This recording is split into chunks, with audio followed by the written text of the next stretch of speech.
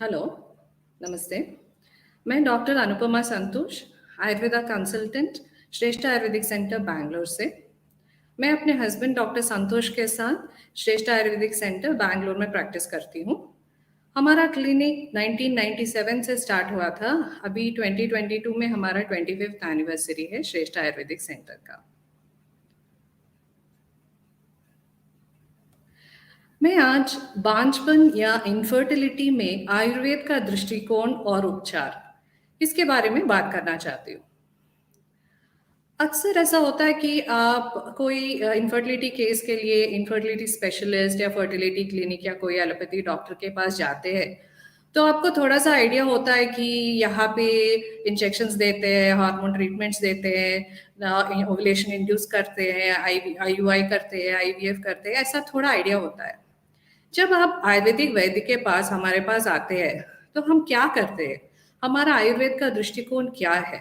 हमारी संहिताओं में इनफर्टिलिटी के बारे में क्या बताया गया है? हम कैसे उपचार करते हैं? इसके बारे में मैं थोड़ा बात करना चाहती हूँ आज। गर्भोत्पत्ति या कंसेप्शन के बारे में बहुत खूबसूरती से हमारी आयुर्वेद संहिताओं में लिखा गया है। प्रकृति का एक उदाहरण लेके, जैसे कि एक नया पौधा उगाने के लिए क्या क्या चाहिए होता है? मिट्टी चाहिए, पानी चाहिए, करेक्ट सीजन चाहिए, बीज चाहिए, एक स्वस्थ और अच्छे सा पौधा उगाने के लिए। ऐसे ही गर्भोत्पत्ति में भी ये चार सामग्री बहुत जरूरी होता है।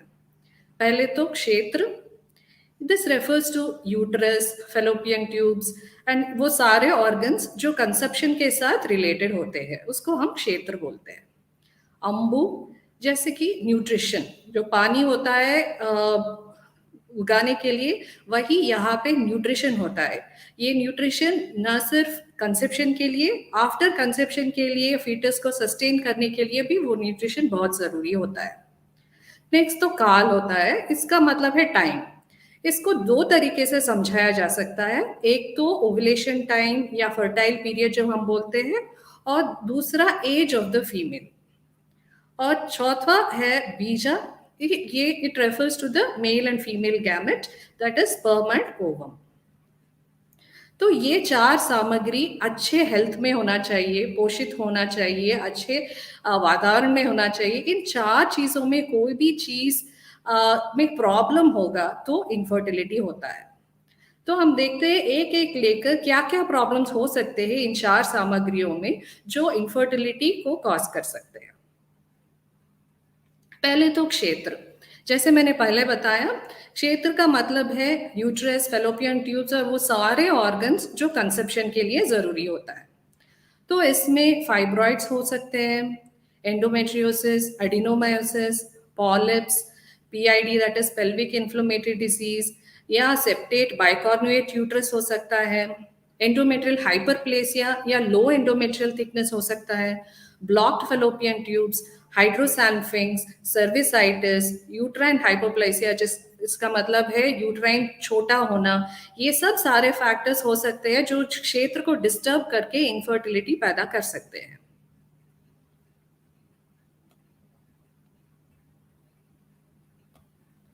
नेक्स्ट वी कम टू अम्बू। अम्बू का मतलब यहाँ पे मैंने बताया न्यूट्रिशन। पहले बेसिक न्यूट्रिशन की जरूरत होती है, जैसे कि जो हमें खाने पीने से, आहार रस से मिलता है। Enough nutritional support. एक औरत को जब प्रेगनेंसी या कंसेप्शन होने को है, तो दो तरह के न्यूट्रिशनल सपोर्ट उसको बहुत जरूरी है। एक तो स्वशरीर पुष्टि, इसका मतलब है खुद का न्यूट्रिशन, अपने nutritional support for the mother, और गर्भ वृद्धि के लिए, डेवलपमेंट ऑफ द फीटस के लिए भी उसका पुष्टि और न्यूट्रिशन बहुत जरूरी होता है। और adequate progesterone required to sustain and develop the foetus. और एंडोमेट्रियम में इंटरसेल्युलर फ्लूइड और एंडोमेट्रियल ग्लैंड्स का जो सेक्रेशन है, जो ओवम को फर्टिलाइजेशन और इम्प्लांटेशन को सपोर्ट करे, वैसा न्यूट्रिशन बहुत जरूरी होता है। सो ये अम्बु हो गया। फिर हम आते हैं काला। काला, जैसे मैंने बताया, वो टाइम फैक्टर है। इसको दो तरीके से हमने समझा, एक तो फर्टाइल पीरियड, ओवुलेशन टाइम। कई बार क्या होता है, पीसीओएस की वजह से या हाइपोथायरॉयडिज्म के वजह से पीरियड्स इतना इरेगुलर हो जाता है कि समझना मुश्किल हो जाता है कि ओव्यूलेशन टाइम कौन सा है। इसलिए भी इनफर्टिलिटी और फेलियर टू कंसीव और डिले इन कंसीविंग हो सकता है। Second point is age of the female. If the age of the female is above 35, उनको कंसेप्शन करने में थोड़ा मुश्किल हो सकता है। आजकल जब औरतें अपनी एजुकेशन, करियर सब पर सेटल होके जब कंसेप्शन का डिसीजन करते हैं, अगर उनका एज 30 to 35 के ऊपर हो गया तो कंसेप्शन में थोड़ी मुश्किल आ सकती है। इसका मतलब ये नहीं है कि वो बायोलॉजिकल क्लॉक टिक टिक कर रहा है तो स्ट्रेस करके जब वो तैयार नहीं है तब कंसेप्शन कर लेना चाहिए, ऐसा नहीं है। इस मामले में आयुर्वेद उपचार बहुत ही काम आता है, क्योंकि आयुर्वेद के साथ फर्टिलिटी पोटेंशियल ऑफ 35+ वुमेन, धातु पोषण के सहायता से, रेजुविनेशन थेरेपीज, बहुत सारे आयुर्वेदिक दवाइयों से उसको बढ़ाया जा सकता है।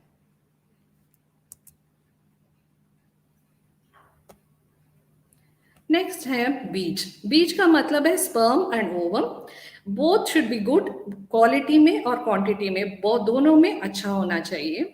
एनओवुलेशन जिसका मतलब है ओवुलेशन ना होना, जैसे कि ओवम रिलीज ही ना हो, जैसे पीसीओएस में हो सकता है या प्रीमेच्योर ओवेरियन फेल्यूर में हो सकता है, इस सब को देखना पड़ता है। इस कारण अगर ओवुलेशन नहीं हो रहा है, दोनों मेल एंड फीमेल में बीज शुद्धि और बीज पुष्टि का ट्रीटमेंट करना चाहिए आयुर्वेद के साथ।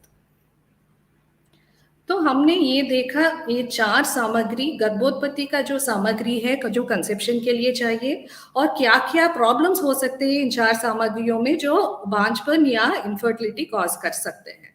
इसके अलावा और भी फैक्टर्स है जो इनफर्टिलिटी में कंट्रीब्यूट कर सकते हैं, जैसे कि diabetes, hypothyroidism, urinary tract infections, मोटापा या obesity, autoimmune disorders, elevated prolactin hormone or other elevated hormone levels, some medications which may be causing side effect. All these conditions can cause contribute to infertility.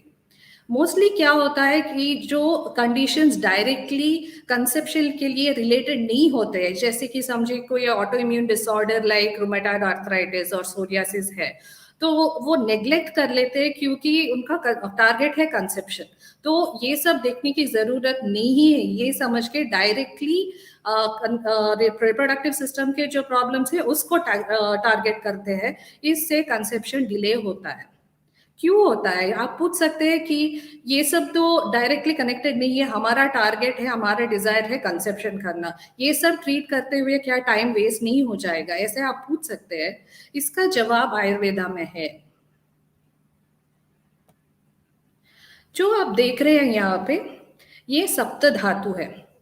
हमारे शरीर, जैसे आप जानते हैं, सप्त धातु से बना हुआ है, जैसे कि रस, रक्त, मांस, मेद, अस्थि, मज्जा, शुक्र।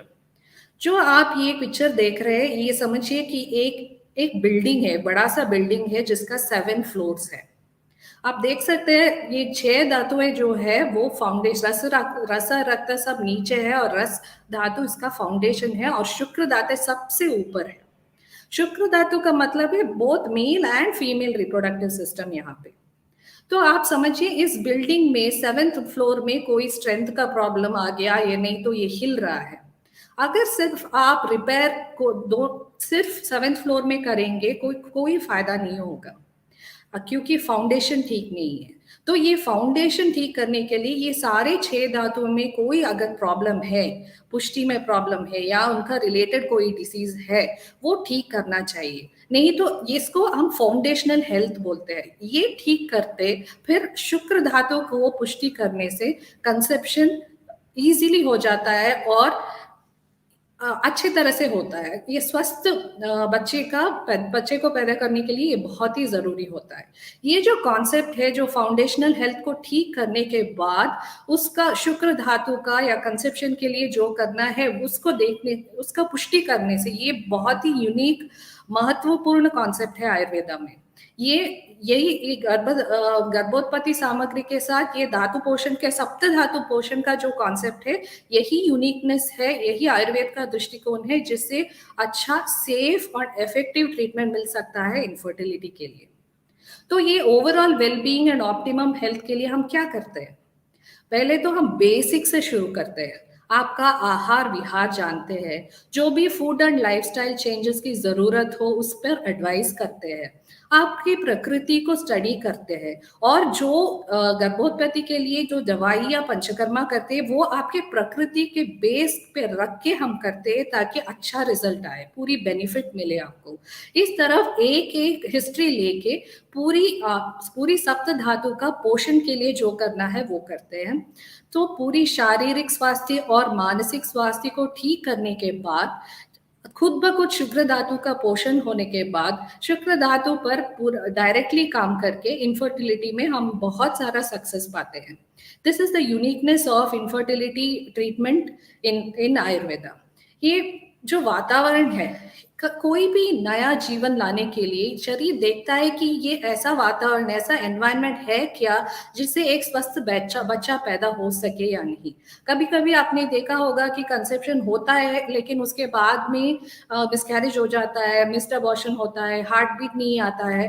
इस सब का वजह ये है कि अगर शरीर को लगता है कि ये बच्चा स्वस्थ नहीं होगा डिलीवरी के बाद, तो वो पूरा प्रेगनेंसी डिलीवरी तक नहीं चलता है। तो ये होलिस्टिक अप्रोच जो आयुर्वेदा का है, जो होलिस्टिकली हम अप्रोच करते हैं, क्योंकि हर वो चीज अलग नहीं है, सब यहीं पे है, और एक धातु ऊपर के धातु ऐसा रिलेटेड है। शुक्र धातु तो सबसे ऊपर है, it's the essence of all the other 6 dhatus. So it is very very important for us to concentrate on this concept. तो ये आयुर्वेद का उपचार जो मैं बता रही हूँ वो कब लेना चाहिए? जिसको भी या आयुर्वेद का उपचार लेना है इनफर्टिलिटी के संबंधित, तो उनको आयुर्वेद वैद्य के पास कब जाना चाहिए?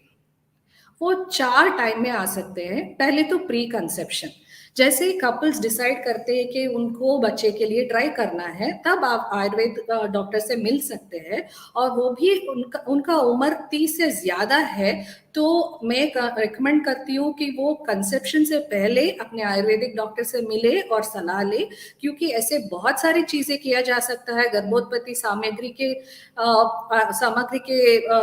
Through, and also about the सप्त धातु पोषण तभी कर सकते हैं, तब कंसेप्शन इजीली होगा और जल्दी होगा। Second one is infertility. अगर आप 30 से अंदर है और 1 साल से बच्चे के लिए ट्राई कर रहे हैं लेकिन कंसीव नहीं हो रहा है, तब हम उसको इनफर्टिलिटी बोलेंगे। नहीं तो आप 30 या 35 से ऊपर है और 6 मंथ से आप अनप्रोटेक्टेड इंटरकोर्स करके बच्चे के लिए ट्राई कर रहे हैं लेकिन नहीं हो रहा है, तब आप अपने आयुर्वेद वैद्य से मिलिए। तब ये वो पूरा हिस्ट्री लेके आपका कंसेप्शन के लिए हेल्प करने के लिए धातु पोषण, गर्भोत्पत्ति सामग्री, पूरा पोषण के लिए आपको हेल्प करेंगे। तीसरी है रिपीटेड प्रेगनेंसी लॉस। कई केसों में ऐसा होता है कि कंसेप्शन होता है लेकिन वो रुकता नहीं है। इन सब केस में भी आयुर्वेद उपचार बहुत ही लाभदायक होता है। और चौथा है आईवीएफ सपोर्ट। इन सम केसेस क्या होता है कि उनका नेचुरल प्रेगनेंसी के चांसेस नहीं, बहुत ही कम होता है, नहीं होता है। जैसे कि दोनों तरफ का ट्यूब कंप्लीटली निकाल दिया गया हो, तब तो उनको आईवीएफ कराना पड़ता है।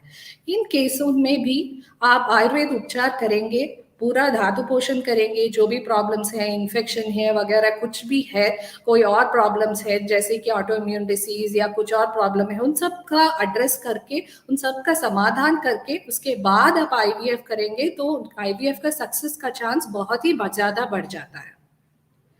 तो ये आयुर्वेद उपचार हम कैसे करते हैं?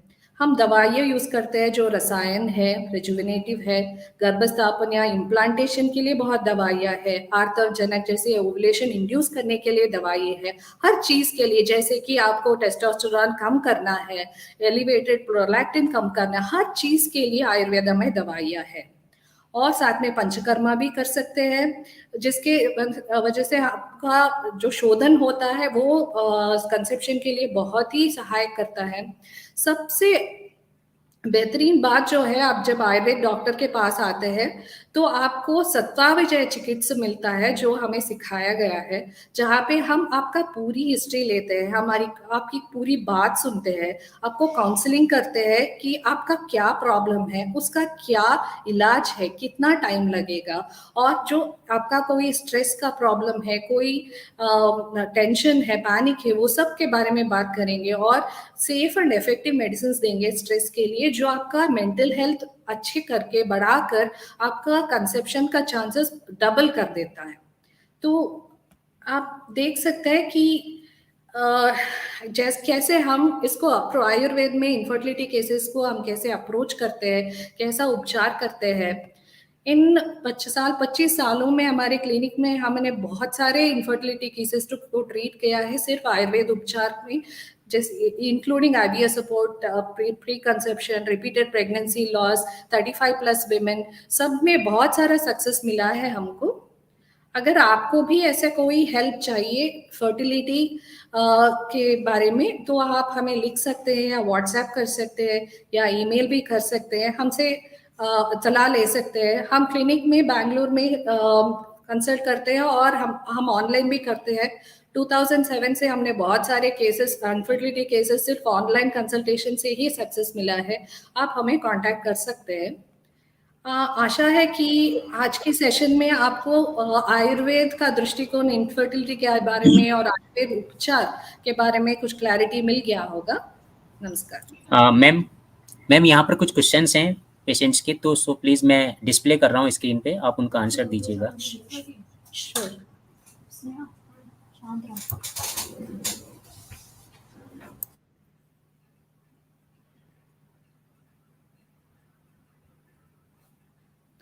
Tell me IVF is good or okay.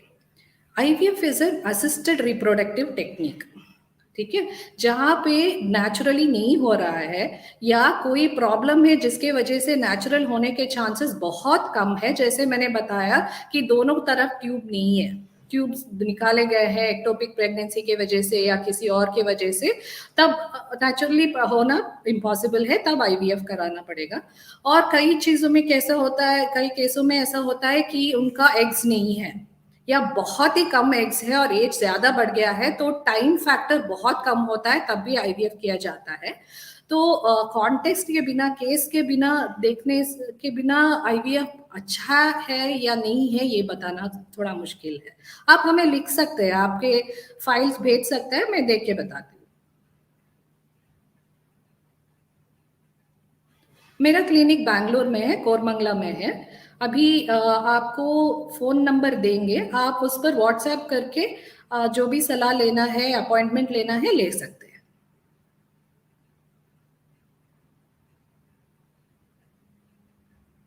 हाँ, अभी फोन नंबर देंगे, अभी ये फ्लैश करेंगे फोन नंबर, तो उस पर आप व्हाट्सएप कीजिए। आपका कोई रिपोर्ट है या क्या चाहिए आपको, आप भेज दीजिए। यहाँ पे लिखा है, आप नोट कर लीजिए। ये मेरा स्टाफ का नंबर है। यहाँ पे आप अपना रिपोर्ट्स या कोई क्वेरी है, क्या पूछना है, अपॉइंटमेंट लेना है, ऑनलाइन में लेना है या क्लिनिक में लेना है, इसी नंबर पर व्हाट्सएप कर सकते हैं। Okay, thank you ma'am. अभी कोई क्वेश्चन नहीं हो रहा। ओके, ठीक है, थैंक यू।